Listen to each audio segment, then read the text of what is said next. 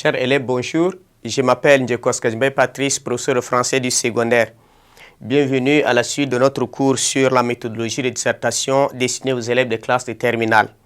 Nous avons vu la première partie, les 4 étapes de la dissertation. Nous avons vu analyse du sujet, étape 1, étape 2, recherche d'idées et d'exemples, étape 3, élaboration du plan, et étape 4, enfin, c'est recherche, rédaction des parties essentielles. Et les parties essentielles de la dissertation ici sont 3, l'introduction, le développement et la conclusion. Vous savez, tout devoir de dissertation comprend ces 3 parties-là. On introduit, on développe, on conclut.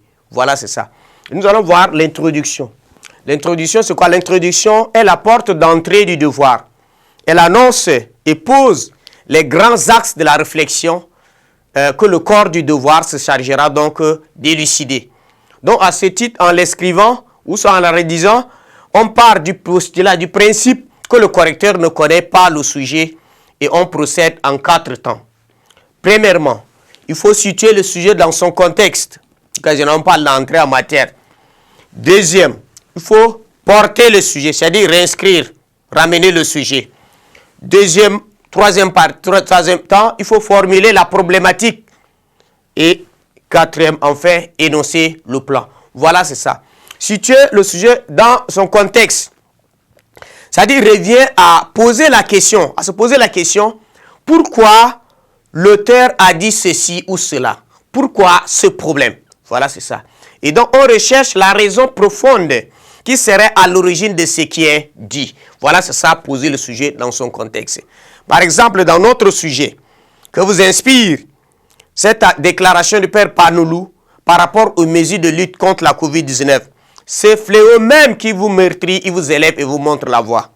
Voilà ce sujet. Pour le sujet dans le contexte, c'est-à-dire nous poser la question, qu'est-ce qui a poussé ou pourquoi Panoulou a dit que le fléau qui fait mal, il peut aussi élever et montrer la voie. Voilà, c'est ça. Et la réponse, je vous dis que la réponse à cette question, pourquoi l'auteur a dit ça, c'est la première phrase de l'introduction.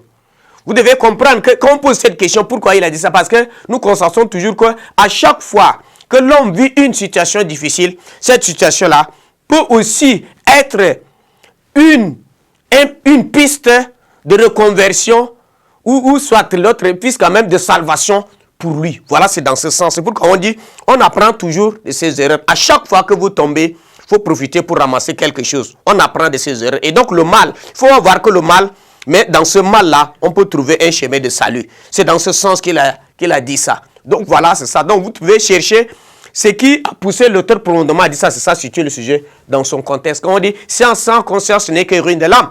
On peut se poser, pourquoi Rabelais a dit ça? Vous voyez ça? Pourquoi il a dit ça?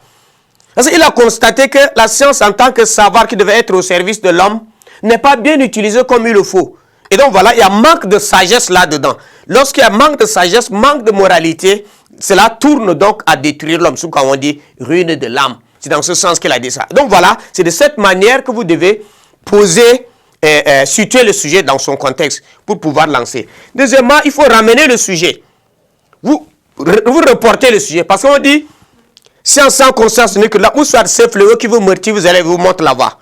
Il dit, des situations difficiles qui arrivent aux hommes peuvent être aussi une situation de reconversion ou soit une piste de salvation pour eux.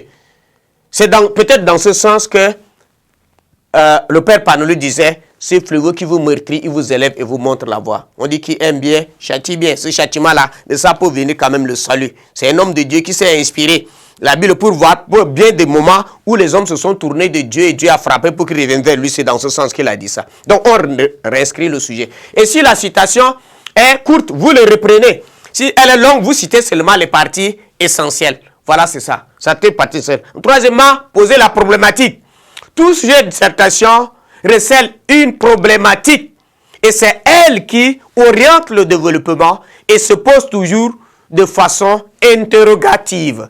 Donc c'est la problématique qui permet au correcteur de voir si vous avez compris le sujet et même de savoir si vous n'êtes pas hors sujet. Voilà, c'est ça. Et donc elle permet aussi de voir si vous avez déficelé tous les problèmes liés au sujet. Donc, il faut toujours formuler la problématique par une phrase beaucoup plus claire et précise. Et enfin, il faut annoncer le plan.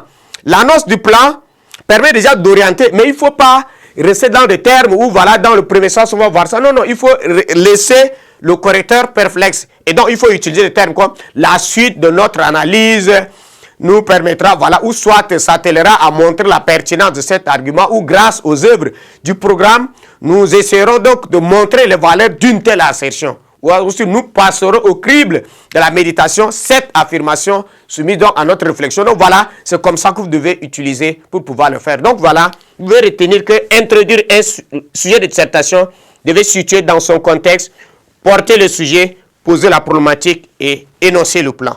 Merci, rendez-vous à la prochaine séance sur le développement.